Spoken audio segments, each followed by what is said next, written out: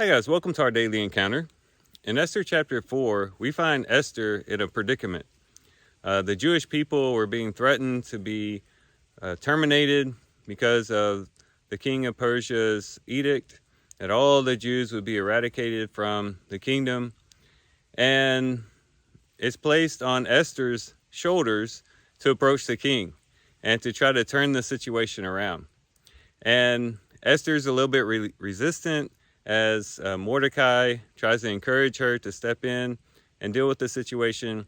But Mordecai tells her, it might just be that God has put you, that you are in the situation that you're in for a time such as this. And that gives Esther the encouragement, the courage to actually step in and to plead on the behalf of her people.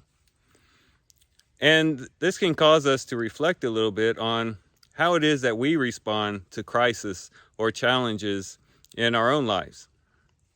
Oftentimes, when we encounter some type of crisis, some type of personal crisis, or we encounter some type of challenge in life, and things get rough along the way, sometimes our first question is, why me?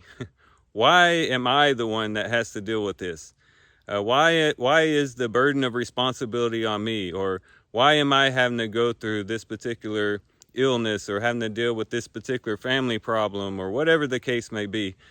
Oftentimes our first question is, why me? And that question is posed in such a way as to complain about the situation and say, Lord, why did you allow this to happen in my life? But the story of Esther tells us that there's another way to ask that question. In other words, we could ask the same question, why me, but in a different way. Instead of saying, why me, and begin to complain, we could say, why me? Why me? Why did the Lord put me in this particular situation? In other words, what is the purpose, the plan that God has in this situation, and how do I play a part in that plan or that purpose in accomplishing God's will? And so the question, why me, could be actually an encouragement for us to step into the will of God and to step up to the plate and say, Lord, I'm in this situation because you put me here, and I'm going to submit to what your will is in this particular situation and see it to the end.